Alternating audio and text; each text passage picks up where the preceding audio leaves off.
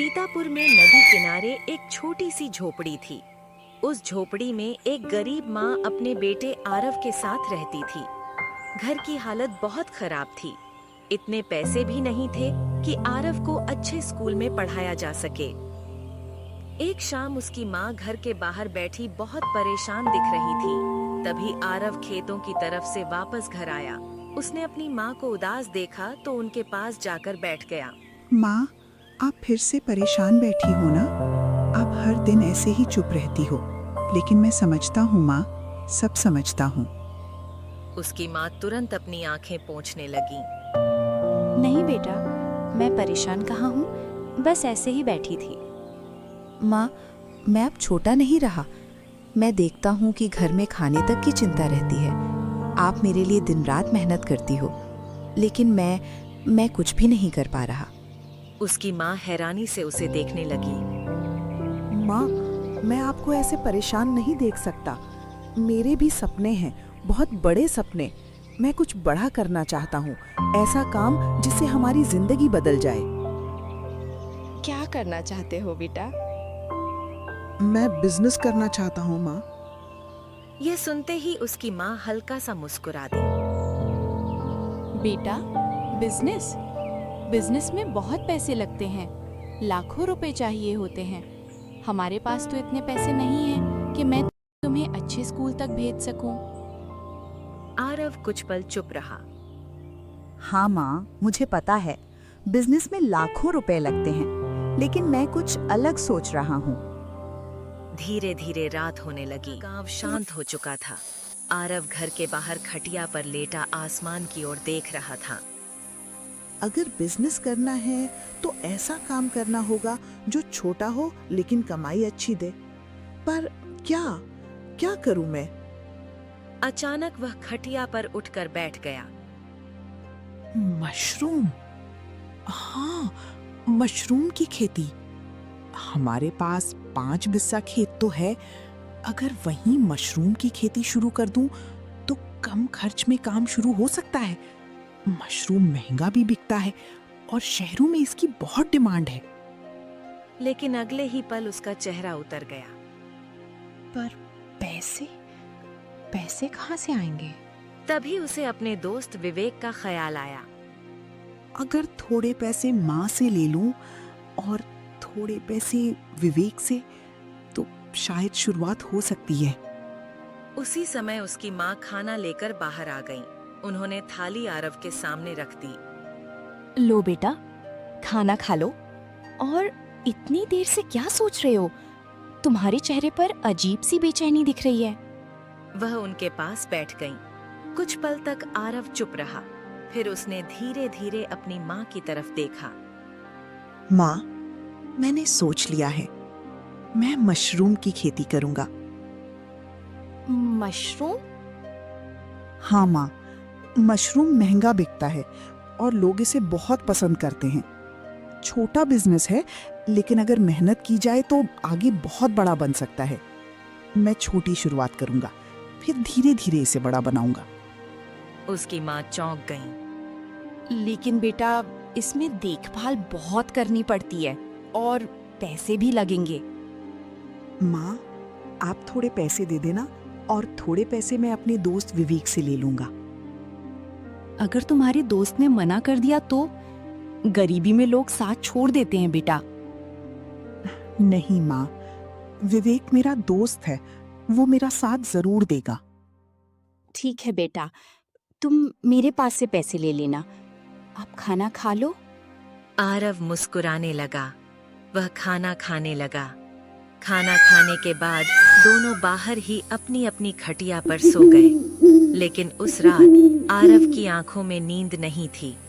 उसकी आंखों में सिर्फ एक सपना था, गरीबी से बाहर निकलने का सपना। अगले दिन सुबह होते ही वह अपने दोस्त रवि के घर जाने के लिए निकल पड़ा।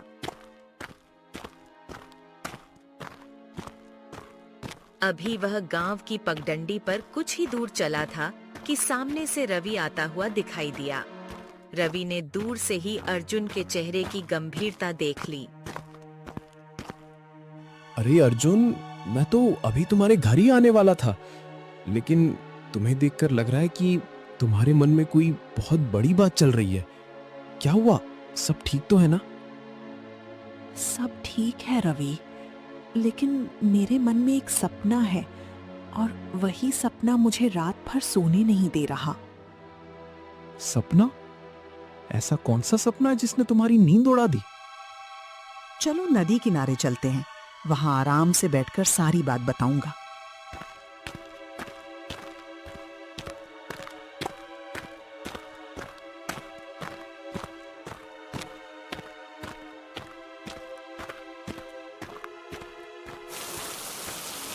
दोनों दोस्त नदी किनारे पहुंच गए।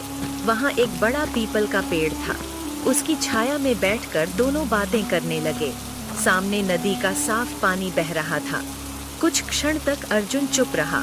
वह अपने शब्दों को सोच रहा था। फिर उसने रवि की तरफ देखा। रवि, तुम जानते हो ना कि मेरी माँ कितनी मेहनत करती हैं। सुबह से लेकर रात तक काम करती रहती हैं, लेकिन फिर भी हमारे घर की हालत नहीं बदलती। कल जब मैं उन्हें घर के बाहर बैठा देख रहा था तो उनके चेहरे पर चिंता साफ दिखाई दे रही थी। मुझे बहुत बुरा लगा। उसी समय मैंने फैसला कर लिया कि अब मैं सिर्फ सपने नहीं देखूंगा, उन्हें पूरा भी करूंगा। फिर तुमने क्या सोचा? रात को मैं खटिया पर बैठा बहुत देर तक सोचता रहा। पहले तो मुझे कुछ समझ नहीं आया, लेकिन फिर अचानक मेरे दिमाग में एक विचार आया। हमारे पास जो 5 बिस्सा खेत है, क्यों ना उसी से शुरुआत की जाए। मतलब? मैं मशरूम की खेती करना चाहता हूँ। मैंने सुना है कि इसमें कम जगह में भी अच्छा मुनाफा हो सकता है।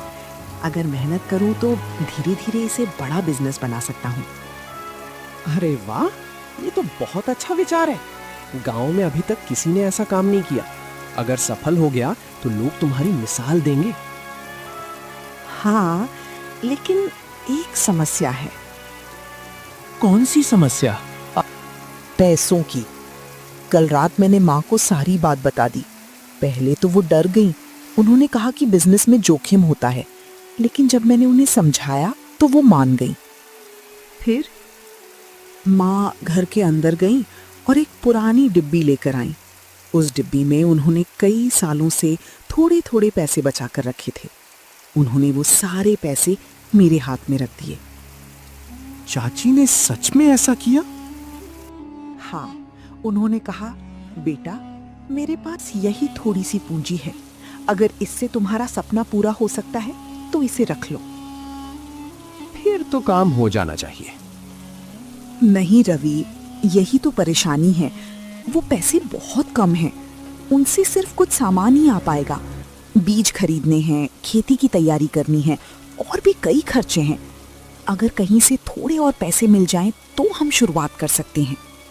कुछ समय तक रवि चुप रहा। वह नदी की तरफ देखने लगा और फिर बोला, तो बस इतनी सी बात है? तुम्हें ये छोटी बात लग रही है? मेरे लिए तो यही सबसे बड़ी समस्या है। क्योंकि तुम इसे अकेले की समस्या समझ रहे हो, लेकिन अब ये सिर्फ तुम्हारा सपना नहीं है। मैं भी इसमें तुम्हारे साथ हूँ। लेकिन तुम क्या कर सकते हो? मैं अपने पिताजी से बात करूंगा। अपने पिताजी से? हाँ, मैं उन्हें सब सच बताऊंगा। बताऊंगा कि मेरा दोस्त कोई गलत काम नहीं करना चाहता। वो मेहनत करके अपनी माँ की जिंदगी बदलना चाहता है। लेकिन अगर उन्होंने मना कर दिया तो? पहले कोशिश तो करने दो। हर लड़ाई हार के डर से नहीं छोड़ी जाती। रवि, अगर ये काम शुरू हो गया ना तो मैं जी जान लगाकर मेहनत करूंगा। मुझे पता है, इसीलिए तो मैं तुम्हारी मदद करना चाहता हूँ। तुम सच में बहुत अच्छे दोस्त हो। अच्छा, दोस्त बाद में हूँ, पहले तुम्हारा बिजनेस पार्टनर हूँ। दोनों हंस पड़े। फिर रवि खड़ा हो गया। ठीक है, अब मैं चलता हूँ। जितनी जल्दी पिताजी से बात करूंगा उतनी जल्दी तुम्हारे सपने की शुरुआत होगी। मैं यहीं इंतजार करूंगा। और चिंता मत करना, जब तक मैं लौटकर नहीं आता कोई नकारात्मक बात नहीं सोचनी है। इतना कहकर रवि अपने घर की ओर चल पड़ा। अर्जुन नदी किनारे खड़ा उसे जाता हुआ देखता रहा। रवि तेजी से अपने घर पहुंचा।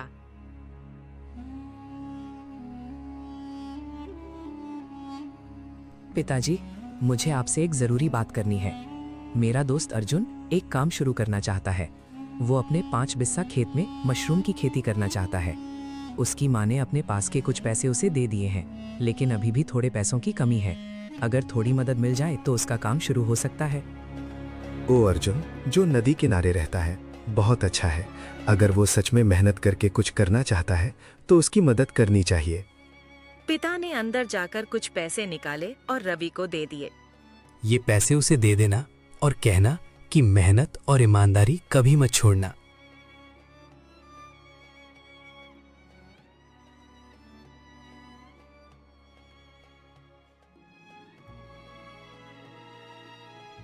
पैसे लेकर सीधा नदी किनारे पहुंचा। अर्जुन वहीं उसका इंतजार कर रहा था। जैसे ही उसने रवि को देखा, वह तुरंत उसके पास आ गया। रवि कब से तुम्हारा इंतजार कर रहा था। सच बताऊं तो जब से तुम गए थे मेरे मन में एक अजीब सी बेचैनी थी। बार बार यही सोच रहा था कि अगर तुम्हारे पिताजी मना कर देंगे तो क्या होगा। माँ ने जो पैसे दिए हैं उनसे पूरा काम नहीं हो सकता। मैं पहली बार जिंदगी में कुछ बड़ा करने की सोच रहा हूँ। मैं नहीं चाहता कि ये मौका मेरे हाथ से निकल जाए।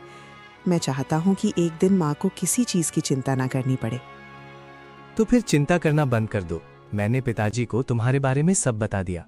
मैंने उन्हें बताया कि तुम कोई शौक पूरा करने के लिए पैसे नहीं मांग रहे, बल्कि अपनी माँ की जिंदगी बदलने के लिए मेहनत करना चाहते हो। पिताजी ने तुम्हारी बात समझी और मदद के लिए तैयार हो गए। ये पैसे लो। अर्जुन ने पैसे अपने हाथ में लिए। कुछ पल तक वह उन्हें देखता रहा। रवि, आज तुमने सिर्फ पैसे नहीं दिए हैं, तुमने मेरे सपने को टूटने से बचा लिया है। कल तक मुझे लग रहा था कि शायद ये सपना सिर्फ सपना ही रह जाएगा, लेकिन आज पहली बार लग रहा है कि मैं सच में कुछ कर सकता हूँ। मैं वादा करता हूँ कि मैं दिन रात मेहनत करूंगा, चाहे कितनी भी मुश्किल आए, मैं पीछे नहीं हटूंगा। बस यही सुनना चाहता था। लेकिन एक बात याद रखना, आज जो पैसा तुम्हारे हाथ में आया है वो सिर्फ पैसा नहीं है, उसमें तुम्हारी माँ का भरोसा है, मेरे पिताजी का भरोसा है और मेरा भरोसा भी है। अब तुम्हें अपनी मेहनत से साबित करना होगा कि हम सबने तुम पर भरोसा करके कोई गलती नहीं की। मैं किसी का भरोसा नहीं टूटने दूंगा। एक दिन ऐसा जरूर आएगा जब मेरी माँ गर्व से कहेंगी कि उनका बेटा सफल हो गया। और उस दिन की शुरुआत आज से होती है। अब बातें बहुत हो गई, चलो बाजार चलते हैं। दोनों दोस्त तुरंत बाजार की ओर निकल पड़े।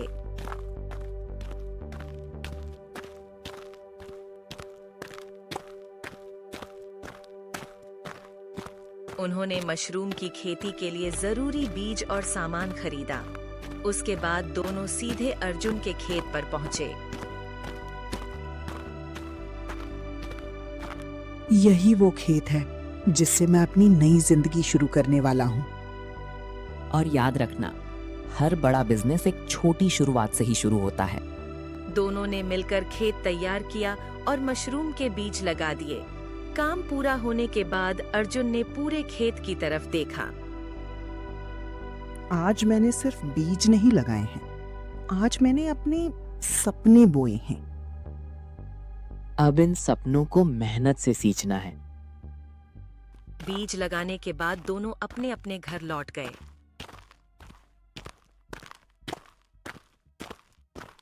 अर्जुन जैसे ही घर पहुंचा, उसकी माँ उत्सुकता से उसकी तरफ देखने लगी।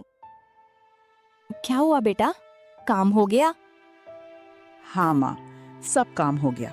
हमने बीज भी खरीद लिए और खेत में लगा भी दिए। अब बस मेहनत और इंतजार करना है। भगवान करे तुम्हारी मेहनत सफल हो बेटा। पूरे दिन की मेहनत के कारण अर्जुन बहुत थक गया था। उसने खाना खाया और रात करीब 8 बजे घर के बाहर खटिया पर लेट गया। लेटते ही उसकी आंख लग गई। अगली सुबह सूरज निकलते ही अर्जुन उठ गया। कुछ देर बाद रवि भी आ गया। दोनों सीधे खेत की ओर निकल पड़े।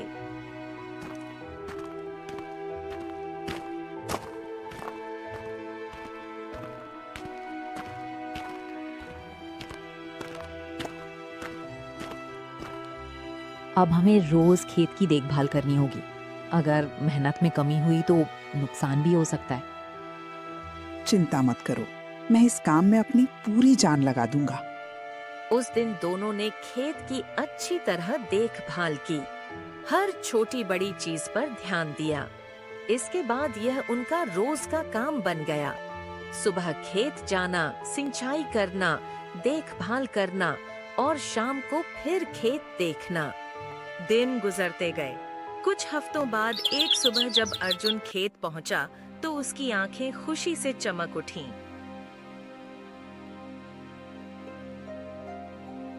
रवि, जल्दी इधर आओ। रवि दौड़ता हुआ उसके पास आया। क्या हुआ? देखो, मशरूम निकलने लगे हैं। रवि ने देखा कि खेत में जगह जगह छोटे छोटे सफेद मशरूम दिखाई दे रहे थे। वाह, लगता है हमारी मेहनत रंग लाने लगी है। सच कहूँ तो मुझे विश्वास ही नहीं हो रहा। जब हमने ये काम शुरू किया था तब सिर्फ सपना था। आज वही सपना हमारे सामने दिखाई दे रहा है। अर्जुन, अभी खुश होना शुरू मत करो। जब पूरी फसल तैयार होकर बिक जाएगी तब असली खुशी मिलेगी। दोनों पहले से भी ज्यादा मेहनत करने लगे।